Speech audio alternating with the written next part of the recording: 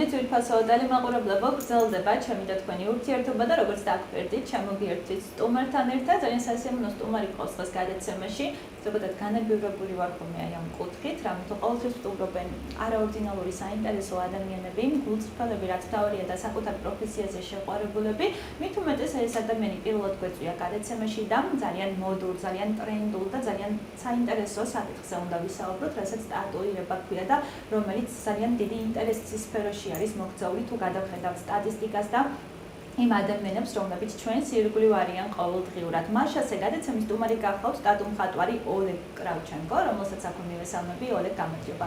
მადლობა ნანო მოწვევისთვის. ძალიან დიდი მადლობა თქვენ რომ გვეწვიათ, როგორც აღნიშნე, პირველად ხარ დღეს გადაცემის სტუმარი. ტელეკომპანია მეგათივის სივრცეს გულისხმობ, ასე რომ მადლობა. ყველამ ძალიან კარგად ვიცით რა ფონი გვაქვს ირგვლივ და რომ არ გუშინდებით აი ამ გამოწვევას და პრობლემას, რომელიც მხოლოდ საქართველოს არ ეხება. განსაკუთრებული მადლობა მინდა გადაგიხადო სასიამოვნო დღე და ნაყოფიერი სამუშაო გვერდისროლა. დიდი მადლობა. მაშასე დავიწყეთ ცენტრალური თემა, რომლის შესახებაც უნდა ვისაუბროთ დღეს, ფაქტიურად გავაჟღერე და ალბათ ტატუირება სულ უფრო და უფრო მოდური და ტრენდულია და თქვენს დამეთანხმებით, ხო? საქართველოს მაგალითზე თუ ვისაუბრებთ. საქართველოს მაგალითზე თუ ვისაუბრებთ, ანუ ტატუ კულტურა საქართველოში ისე არ არის განვითარებული როგორც სხვა ქვეყნებში. მოთხოვნას ნელა ყოველთვე იგრძნობა, ხო, რომ უფრო და უფრო მეტი სურვილები არის დახატვის. ასაკს არ აქვს მნიშვნელობა. მოდი ვიდრე უფრო ჩავღრმავდებით მსურველებს და ასაკობრივ ზღვარს, საინტერესო იქნება, მე პირადად მაინტერესებს თქვენ რატომ დაინტერესდით თავის დროზე, ზოგადად ტატუირებით და ეს ნიჭი როდის იპოვეთ საკუთარ თავში? ნუ როგორც ყოველთვის ხდება, მე მგონი იწყება ჯერ ანუ ჩორევად ხატვით, ფანქრით. პირველი ნახევარი წელიწადი ანუ მე ვიყავი დაკავებული ხატვით, სახლში ვიჯექი და ანუ საკმაოდ შრომატევადი იყო, ანუ ჩემში არ მოვაჩინე დიდი სიყვარული და სურვილი რომ მეხატა და დიდ დროს უთმობდი. მე რატომღაც ნახევარი წელიწადში მოვიფიქრე რომ გადავწყვეტე რომ ტატუ აპარატი მეყიდა და ტატუ აპარატით მევარჯიშა. ხო, ტატუ აპარატით მევარჯიშა სპეციალური ანუ რეზინის ფურცლები არის და იმაზე რომ მევარჯიშა. რომ ეს ჩემი ნახატები საბოლოო ჯამში გადავიტანო ცოცხალ ტილოზე, ანუ ადამიანის კანზე, ხო. და ეს ძალიან საინტერესო არის და ასე ნელ-ნელა ნაბიჯ-ნაბიჯ. ანუ თვითნასწავლი ხარ, თვითნასწავლი, ანუ ხატვით და ასევე ტატუირებით. დასაქმება რამდენად იოლი იყო ქუთაისში, თუნდაც ამაზე ვისაუბროთ. დასაქმება განაპირობებს, ანუ გააჩნია ახლა შენ როგორ ხატავ და გააჩნია ხალხს ასე ვთქვათ, როგორი მოთხოვნილება არის. ხო, კონკურენცია არის ქუთაისში არც ისე დიდი, მაგრამ არც ისე პატარა. მაგრამ მე ჩემი კლიენტი ყოველთვის ყავს. რას ნიშნავს, ანუ თუ კი კონკურენცია უფრო მეტი იქნება, ეს იმას ნიშნავს, რომ უფრო მეტად ვიმუშავებთ საკუთარ თავზე, თუ ამას მნიშვნელობა არ აქვს. არა, პირიქით მე მომწონს, რაც უფრო ბევრი დიდი კონკურენცია იქნება ჩვენს ქალაქში, მით უფრო ასე ვთქვათ, ეს ტატუირების თემა უფრო ვრცელდება და ნუ ხალხსაც უფრო ექნება უფრო მეტი არჩევანი. ვისთან დაიხატოს, რა სტილში დაიხატოს, ვისთან მოვიდეს. მხოლოდ გაზრდაში დაგვეხმარება, ხო, პროფესიული კუთხით. კი, ყოველთვის გექნება შენ სურვილი, რომ ყოველთვის აი იმუშაო შენს თავზე, იმუშაო შენს სტილზე, იმუშაო შენს ადამიანებთან ერთად, კლიენტებზე, არ ვიცი, აი ყველაფერი განაპირობებს. მოდი დავიწყოთ მაშინ, ხო, თქვენ აღნიშნეთ, რომ ტატუ ხელოვნება საქართველოში მკვიდრდება და ეს ძალიან პოპულარული არ არის, მაგრამ მოთხოვნა უფრო მეტად სჭარბობს, ხო? რა შეგიძლიათ გითხრათ ტატუირებაზე, მის წარსულზე და როდის შემოვიდა საქართველოში? რადგანაც მე ასე ვთქვათ, დიდი დრო სულ 3 წელიწადი მუშაობ მე ტატუზე, ხო და ადრე როგორ იყო, ზუსტად ვერ გეტყვით, მაგრამ ადრე იყო უფრო ალბათ ნაკოლკის. ეგრეთ წოდებული ნაკოლკის, ხო, ნაკოლკა და ტატუირება ეს სხვადასხვა რაღაც არის. ტატუირება არის ხელოვნება. ხელობაც არის და ხელოვნება ორივე არის. ანუ ნაკოლკას თავისი ახსნა აქვს ალბათ და გააჩნია სად იკეთებ და გააჩნია როგორ ვისთან იკეთებ. ტატუს არანაირი აქვს ნაკლს, უბრალოდ ხელოვნება არის, შენ როგორც მოგწონს ისე ეხატო. და საქართველოში ადრე მე მგონი არ იყო მიზან მოწონილი ეს ტატუირების თემა და ეს ყოველთვის უჭირდა. რომ ტატუირება ნელა გავრცელებულიყო საქართველოში. მაგრამ გავრცელდა, ხო? ეს რა ეტაპზე ვართ? საკმაოდ კარგი პროფესიონალები გვყავს საქართველოს ფარგლებში ვგულისხმობ. ძალიან ასე ვთქვათ, საქართველოს ამ კუთხიდან ძალიან იზრდება ყოველდღიურად და ეს ტენდენცია იგრძნობა. მაშინ გადავიდეთ და ვისაუბროთ იმ ადამიანებზე, ვინც ყოველდღურად მოგმართავს. და თუ გადავავალებთ აი ამ 3 წელი სწავლობდით, თუ 3 წელია უკან სფეროში ხართ, რო გამოიჩნდათ? თავისი ხატვით, ანუ მე გულისხმობ ფანქრას, გულისხმობ აი ეს დასაწყის ტატუ პირველი ჩემი ტატუ აპარატები ჩინეთიდან რო ჩამოვიტანე და მე მახსოვს როგორ ის გამაწვალა. ეს ყველაფერი სინამდვილეში სწავლის პროცესი იყო. ოფიციალურად ვმუშაობ, ასე ვთქვათ, პირველი წელიწადი მუშაობდი მე ქარვასლაში. და მე დამპატიჟეს, ანუ აკადემიაში, სილამაზის აკადემიაში იმპერია. და 1 წელიწადია მეტი უკვე ვმუშაობ იმპერიაში. და თუ ამ 1 წლიან სტატისტიკას გადავავლებ თვალს, ანუ რამდენად მზარდიან ტატუს მოყვარული ადამიანები ქუთაისში? რამდენად როგორ? რამდენად მზარდია, რამდენად გაიზარდა რაოდენობა, ანუ ამ 1 წელს თუ შევაფასებთ მაგალითად, მომართვიანობა, სურვილები? უცებ არა, მზარდს ვერ ვიტყვი, მაგრამ ალბათ მე ჩემს თავზე ვიმსჯელებ უფრო. ანუ მე ვიგრძენი მაგალითად, როგორ ჩემი კლიენტურა ნამდვილად გაიზარდა ამ 1 წელიწადში. ну ეს ჩემს მაგალითზე მე შემიძლია ვთქვა, როგორ არის სხვაგან, მე ამას დაკონკრეტებით ვერ ვიტყვი და შეიძლება ეს არის ჩემზე დამოკიდებული, შეიძლება მე ვიზდები როგორც მხატვარი, შეიძლება იმიტომ მოიმატა კლიენტურა. ანუ ყველაფერს აქვს თავისი ადგილი. რამე თუ ახსენეთ თქვენი ეგრეთ წოდებული კლიენტურამ, ისი დახატვა ასურთ ხოლმე მათ ყველაზე ხშირად. რა სურვილებით მოგმართავენ? ნუ თითოეულ ნიშანს და იეროგებს რომ საკუთარი ისტორია და დანიშნულება აქვს, ალბათ ბუნდოვნადან მეტნაკლებად ვიცით. აი ეს მიგრს მე ყოველთვის როცა ქართველი ადამიანი მოდის მაგალითად ჩემთან, აი მე ძალიან გამიხარდება თუ იქნება რამე ან ქართული სიმბოლო, ან ქართული წარწერა, ან ძველებური შრიფტი იყოს თუნდაც. აი ეს მაშინ მე მესმის, მაგრამ ქართველი რომ მოდის და იეროგლიფს ითხოვს, ან ჩინური იეროგლიფს, მე უკვე არ ვკიდებ ამ რაღაცებს ხელს, ან უსასრულობას, იეროგლიფებს, ბაბუაწვერავს და ჩიტები რომ იფრინავენ. ეს უკვე ძალიან რატოა მოდური და ტრენდული, როგორ ფიქრობთ ეს იეროგლიფები, ბაბუაწვერები და ასე შემდეგ? არა, ეს უბრალოდ კიდე გავიმეორებ, უბრალოდ კონფორმიზმი არის. ვინმე სახატია, დაენახა, მოეწონა, მეც მინდა. თვითონ არ იცის, არც მისი ახსნა, არც გამარტება მისი არ იცის და მე ყოველთვის ვცდილობ, ჩემი პროფესია მარტო ხატვა არ არის. მე ყოველთვის რაღაც გქხეთ. რა თქმა უნდა იყო თავშეკავებული და რაღაცნაირად ადამიანი უნდა იგრძნო. ანუ რადგანაც ავხატავ, მე ყველანაირად ვცდილობ გადავაფიქრებინო და ვცდილობ ან სხვა ესკიზი მოვუძებნო, ან მას როგორაც უნდა სინამდვილეში. ანუ გავესაუბრები, გამოვკითხავ ტატუ, უცებ არ კეთება. დაახლოებით დრო მაინც მჭირდება, რომ ადამიანს გავესაუბრო მინიმუმ 9 საათი მაინც, რომ მე მივხვდე სინამდვილეში რა უნდა. შეიძლება საერთოდ არ უნდა ტატუ. ანუ ეს ყველაფერი რაღაც მოდა განაპირობებს, ხო, ეს მოთხოვნას. რა თქმა უნდა, მოდა, სტილი, რა თქმა უნდა, ეს დიდ როლს თამაშობს. მაგრამ რო შევადართ, მე უშუალოდ უფრო ევროპელებთან მუშაობ. და განსხვავება ხო, აი ზუსტადაც აქ ჩვენთან მოდა უფრო ამის გამოიკეთებენ და ევროპელი ზუსტად რო იცის რა უნდა კონკრეტულად. ну შეიძლება რამე შესწორებები ან ფოტოშოპით ან ჩემი ხელით დავხატავ ან ამიხსნის ბოლოს და ბოლოს რა უნდა, როგორი ნახატი უნდა და მე ის ნახატს შევქმნი.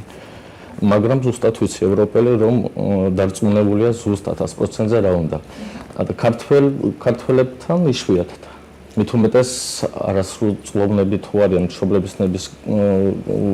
მშობლების ნების გარეშე მე არ ვხატავ, ხო და ეს თქვენი პირადი გადაწყვეტილებაა თუ ზოგადად ასე უნდა იყოს დასახდება?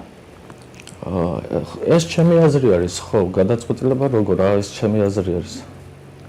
მაშინ ვითხარით რა ვიდრე მივიღებთ გადაწყვეტილებას ესე თუ ის მაგალითად სვერინგი გავიკეთოთ, მოვიგოთ და გაველამაზოთ ესე თუ ის ორგანო არ ვიცი ხო ინდივიდუალური არჩევანი, რა უნდა გავითვალისწინოთ და რაზე უნდა დავფიქრდეთ პირველ რიგში? პირველ რიგში მე მგონი წლოვანობასაც აქვს მნიშვნელობა ჩემი აზრით ადამიანი როცა იკეთებს სტატუსს მინიმუმ უნდა იყოს 25 წლის. ას აქვს გულისხმობ.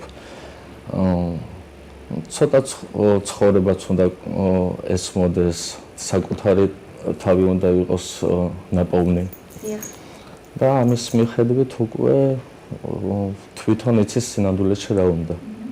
თქვენ აღნიშნეთ, რომ დიალოგის შემდგომ ყოფილი შემთხვევები და ცდილობთ, რომ გადააფიქრებინოთ, ხო? დახატვა. ასეთი შემთხვევები რამდენად ხშირია? ან სხვაგან მიდიან თუ უბრალოდ უარს ამბობენ სამუდამოდ, როგორ ფიქრობთ? სხვაგან მიდიან თუ არ მიდიან ეს კონკრეტულად არ ვიცი.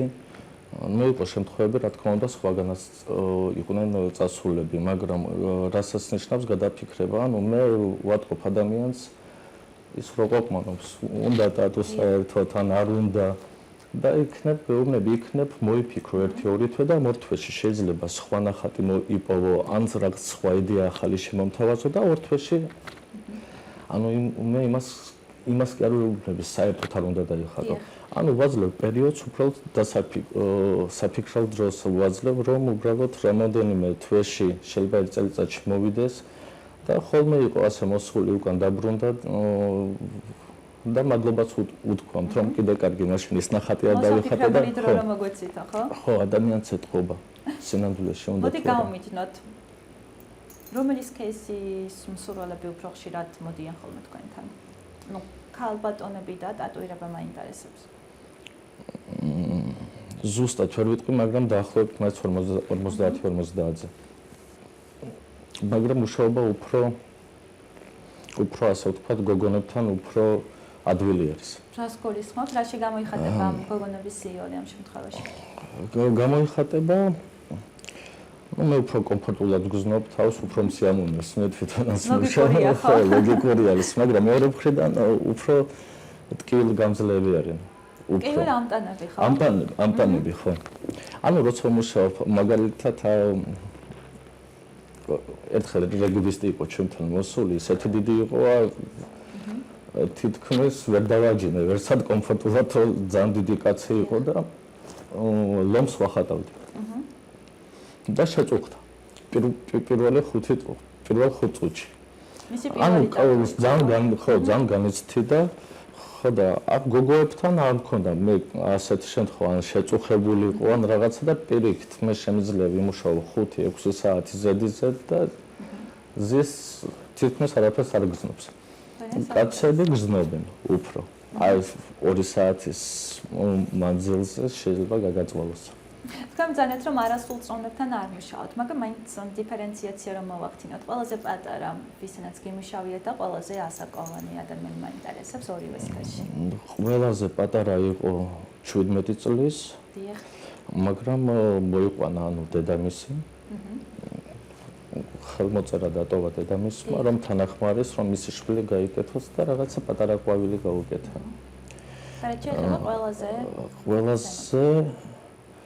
დაახლოებით აღწლოვანებას არ ვეკითხებოდი, მამაკაც დაახლოებით 70 წლამდე იყო. ქართველი, დიახ. და რაც ეხება ქალბატონებში, ქართველი მაინტერესებს ყველაზე ასაკოვანი. ყველაზე ასაკოვანი ქალბატონებში დაახლოებით 60-ზე მეტი იყო, 65-მდე. და რა იყო მისი სურვილი? დაიხატა თავისი ბავშვის სახელები. 2 სახელი დავაწერე. ძალიან საინტერესო. ოლეგ, თქვენი ნამუშევრები ვიხილეთ რამოდენიმე წუთის წინ ეკრანზე და ძალიან საინტერესო იყო ერთ-ერთი ნამუშევარი პირადად ჩემთვის ხინკალი. თუ გახსოვს ვისი სურვილი იყო, ეს ქართველი იყო თუ ძღველი? ეს ხინკალი არის კავერი. ანუ გადაკეთებული იყო, მანამდე უბრალოდ კონტური იყო, ძალიან არ მომეწონა მე ნამუშევარი. და ხედავთ კლავას. ძალიან არ მომეწონა. მამაკაცია ხო რა თუ სწორედ? არა, ეს არის ძალიან დიდი გოგონა, ასე ვთქვათ, ეს არის ფეხი.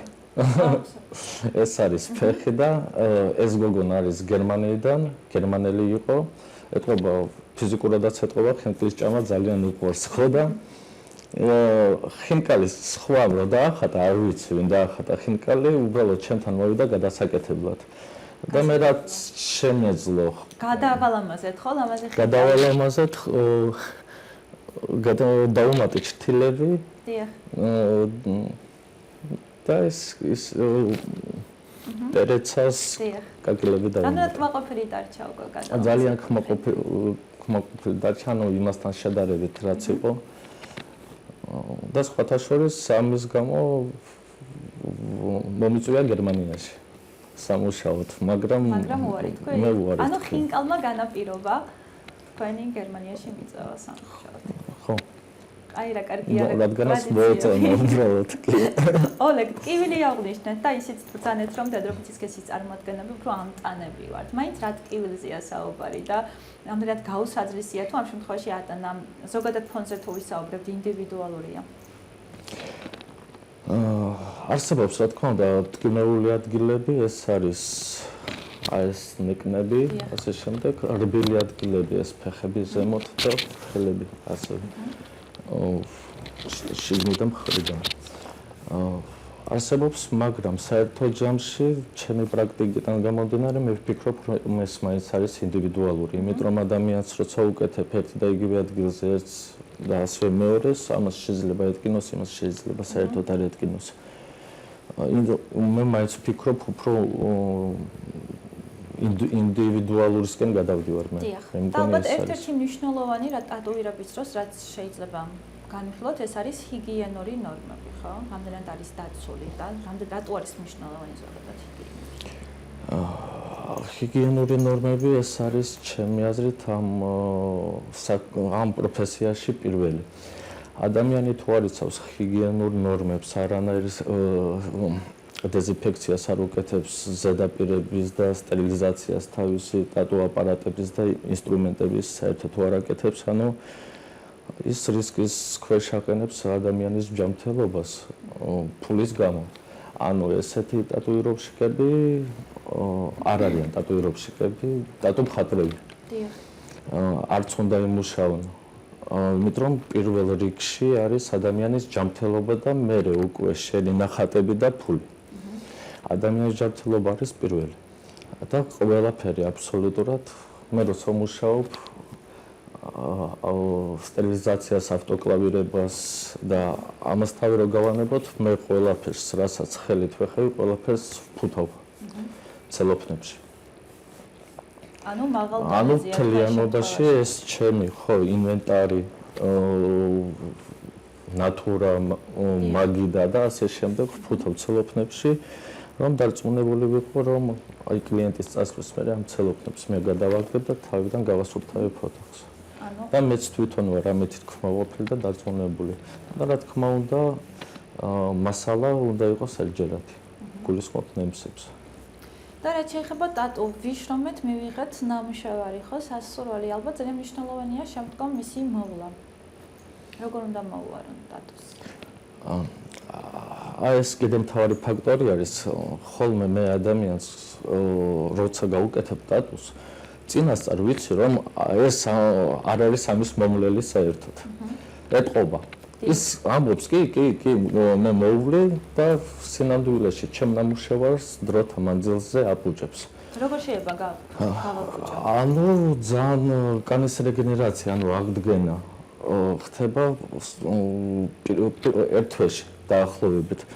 პირველი 2 კვირა ადამიანი აუცილებლად უნდა მოუაროს თავის სტატუსს, ანუ უნდა დაიბანოს დღეში 3-ჯერ და მე გამოვწერ სპეციალურ მალამოს და ეს პროცედურები ყოველდღიურად 2 კვირის მანძილზე უნდა გააკეთოს. ზოგს ეზარება, ზოგი არ აკეთებს და ანუ შესაბამისად ჩემი ნამუშევარი რჩება უფრო ცუდი. ერთხელ ჩემი ნამუშევარი მე როცა ვნახე, არც ისე მომეწონა, როგორც იყო თავიდანვე დახატული. ეს იმის შედეგი იყო საერთოდ 50-50-ზე არის. 50 ნახატი როცა დაიხატება, 50% არის დამოკიდებული საერთო ჯამში როგორ დარჩება ჩემზე, მე როგორ შევასრულებ და 50% არის დამოკიდებულება იმაზე, ორი კვირის მანძილზე ადამიანი როგორ მოუგლის. ანუ ხშირია შემთხვევები, როცა გაიკეთებენ ტატუს, ანთებული თვალებით კმაყოფილნი არიან და შემდგომ მას საერთოდაც არ უღრიან და იმ წესით და რეკომენდაციებს. კი, არის ასეთი შემთხვევები. მეორედ იმის საშიშროებაც არის, როცა ადამიანი არ უგლის თავის ტატუს, რამე ინფექცია არ შეეჭრას და ასე შემდეგ. მე რა თქმა უნდა ყველაფერს ვასწავლი, როგორ უნდა მოვაროს თავის ტატუს, რომ საბოლოო ჯამში არც არანაირი საფრთხე არ ემუქრებოდეს და მისი ნახატივეც გამოიყურებოდეს ყოველთვის ლამაზად. ნუ სამწუხაროდ ზოგიერთები არ ითვალისწინებენ ამას. ოლეგ, არ ვიცი, რამდენად ლოგიკურია ჩემი შეკითხვა, მაგრამ დავინტერესდი, რამე სეზონი თუ აქვს, როცა ტატუს გაკეთება ყველაზე იდეალურია, თუ ამ შემთხვევაში არ აქვს მნიშვნელობა, მთავარია წესები და რეკომენდაციები გავითვალისწინოთ. საერთოდ ტატუს მსურველები იმატებენ, რატომაც გაზაფხული ზაფხული. ანუ როცა ზღვის სეზონი მოდის, ზღვის სეზონი მოდის, ამ დროს ასე ვთქვათ, ნახევარჩიტლები დადიან და ერთ-არის ნახატები სხვა და იდეალური დრო მაგალითად არის ზამთარი. და ზამთარში ადამიანი ბევრს არ მოძრაობს, ასე ვთქვათ, ოფლიანობა ნაკლებად აწუხებს, სიცივე არის. მზე ტატუსთვის არ არის კარგი. პირიქით ყოველთვის მზეს უნდა მოერიდო. არ აქვს მნიშვნელობა რამდენი დრო გავა. შეიძლება ტატუ 5 წლის არის, მაგრამ მზეს მაინც უნდა მოარიდო. ესეთი ნახატები. ზამთარში ყველაზე კარგი იდეალური პერიოდი არის, რომ ადამიანთან იმუშაო და ტატუც უფრო, ასე ვთქვათ, უფრო კარგად რჩება. კანის სტრუქტურა სხვანაირიც არის ზამთარში. უფრო მკრივი არის და უფრო ინარჩუნებს აი ტატუს აღებავს პიგმენტს უფრო კარგად. ოლეგ, 5 წელი აღნიშნე, რა იმართება ტატუს წლების გასვლის შემდეგ? მე მყავს მეგობარი, არ ვიცი, შეიძლება თქვენ ციცნობთ, ზურა გელაშვილი, რომლის მთლიანი სხეულით არ ვიცი, ალბათ მეტნაკლებად სულიად არის ტატუირებული. რა იმართება ტატუს წლების შემდგომ? წლების შემდგომ თუ კარგი შესრულებული არის ნახატი, ეს გააჩნია უკვე ტატუ-მხატვარზე არის დამოკიდებული. თუ ძალიან კარგი არის შესრულებული, ანუ მე ვგულისხმობ სიღრმეს, კანის ქვეშ როგორ შეიყვანა ეს აღებავი, რა სიღრმეში და ასე შემდეგ, შეგრძნების, უფრო ესთეტიური თემა არის. თუ კარგი შესრულებული არის, ტატუს არაფერი არ დაემართება. უბრალოდ შავ ფერს აქვს ცოტა პატარა ნაკლი, რომ დროთა მანძილზე შეიძლება ფერი დაკარგოს. ანუ შეიძლება მისი გადალამაზება დროთა განმავლობაში თუ არ ექვემდებარება. აი მაგალითად როგორც ხინკლის შემთხვევაში აღმოჩნდა. შეიძლება სხვა ნახატით გადაფარვა, შეიძლება გალამაზება და ასე შემდეგ შეიძლება, მაგრამ ეს უკვე კლიენტზე არ არის დამოკიდებული, ეს უკვე არის დამოკიდებული ტატუ-მხატვარზე როგორ და რას შეურჩევს.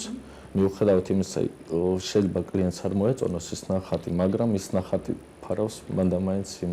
ანუ ურჩი კლიენტებიც ყავთ ხო, ჯამში თუ ჯერდებით? კი, როგორ არა. რომელი სქესია უმეტად ურჩი, მამაკაცები თუ ქალბატონები? აქაც ანალოგიურია, აქაც 50-50-ზე, ასე რომ ვთქვათ, ასე რომ დავითვალოთ, მას ვერ გეტყვით კონკრეტულად. პროცენტულად რომელი გადაწონის არ შეგვიძლია ვთქვათ. და მაინტერესებს და ალბათ ბევრ ადამიანს დაინტერესებს ტატუს მოშორება რა სირთულესთან არის დაკავშირებული, რამდენად რეალურია ზოგადად ეს და რამდენად ძვირი სიამოვნება.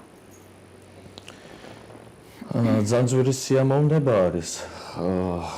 ტატუზე ბევრად უფრო ძვირი. და ჭირდება რამოდენიმე სეანსი. ასევე ტკივნეული პროცესი არის. ლაზერი როცა შლის პიგმენტს შენი კანის ქვეშ, ანუ ამოწვავს რაღაცნაირად და ტკივნეული პროცესი არის საკმაოდ.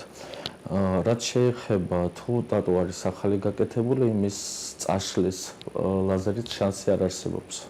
ეს პროცედურა იქნება. რამდენი წელი უნდა იყოს გასული ტატუს მოშორება? მინიმუმ 3 წელი მაინც უნდა იყოს, მაგრამ რაც უფრო ძველი არის ტატუ, მით უფრო ადვილია შანსი იმის მოშორების. ისიც მე არ ვიცი, საქართველოში არ გამიგია თუ არსებობს ასეთი კონკრეტულად ისეთი აპარატი, რომელიც რასაც ქვია თავიდან არ გვაქვს ჩვენ და არც თქვენ არ გაქვთ სახეს მსგავსი აპარატი. არსებობს, რა თქმა უნდა, ლაზერი შლის გააჩნია როგორი ტატუ არის. თუ არის პატარა წარწერები, პატარა ჯვრები, პატარა ასე ვთქვათ უმნიშვნელო ან ძველი, ან შეიძლება სულ სხვა ადგილზე გაკეთებული, ანუ ზოგს აქვს ისეთი ტატუები, რომელიც აგონებს წარსულს და იშორებს, ანუ ძალიან ძველი უნდა იყოს ტატუ და იმ შემთხვევაში ლაზერი შეიძლება მოაშოროს, ხო და ასეთ ფერებს, როგორც თუ არის ტატუ ფერადი, ყვითელი, მწვანე, ამნაირ ფერებს ლაზერი თითქმის ვერ ამაი ფერებს ვერ ეკარება. ოლეგ, თუ გავიხსენებთ გასულ წელს, რომელი ტატუ იყო მოდური? ყველაზე მეტად რა იყო მოთხოვნადი და როგორ ფიქრობთ, გვიახლოვდება გაზაფხული ზაფხული, მეტი მშვიდობა იქნება და რას ელოდები, როგორ ფიქრობ, გასულ ტრენდი რამ შეიძლება წელს ჩაანაცვლოს?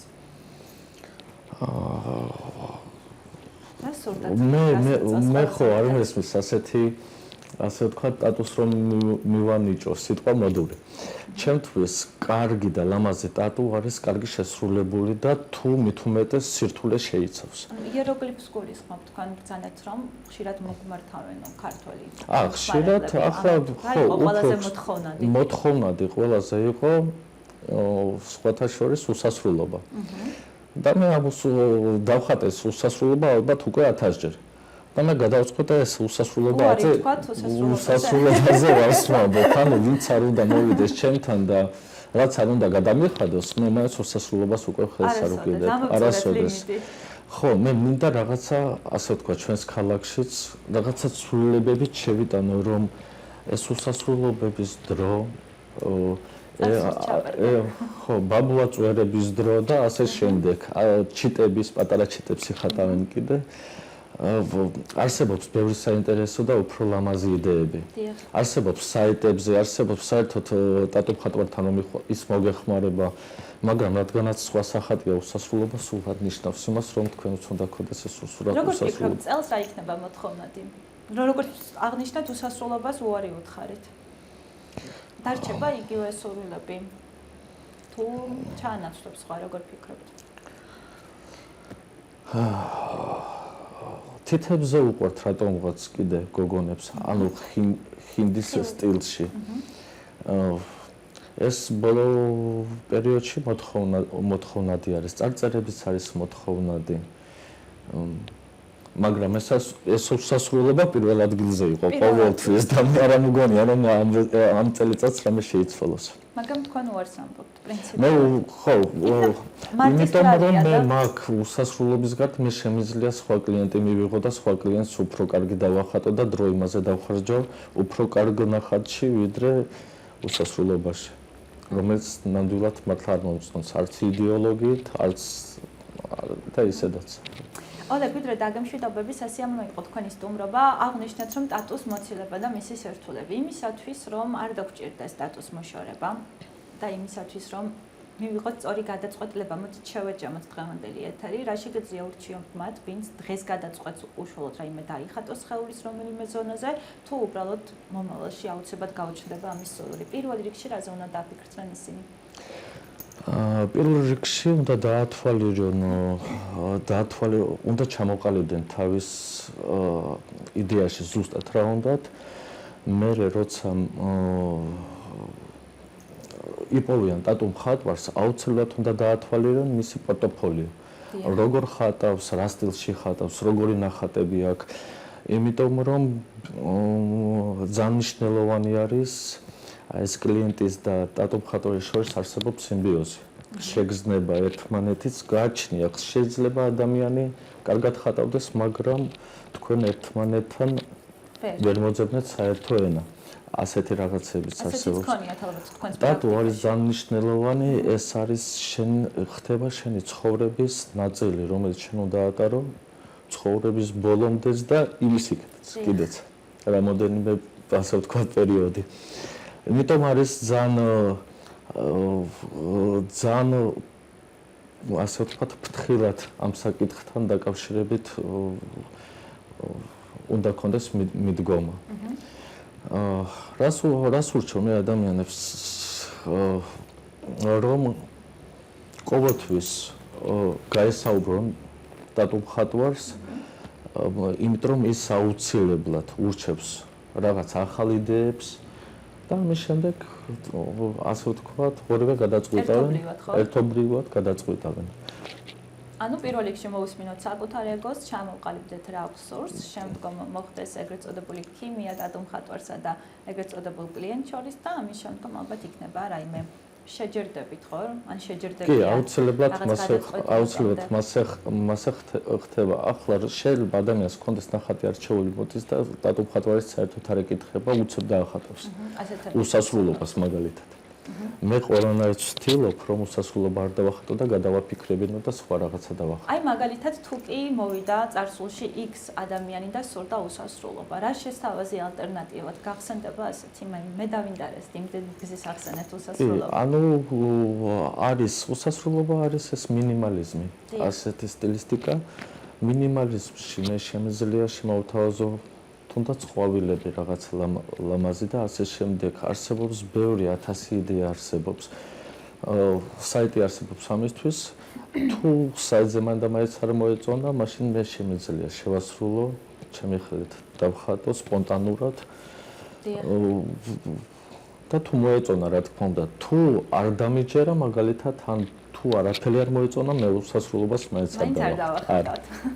მოგეთ ოლეგ, წარმატებები მინდა გისურვო, ნაყოფიერი სამუშაო კვირა, სამუშაო სეზონი. დიდი მადლობა, რომ იყავით ჩვენთან ერთად. დროებით დაგემშვიდობებით.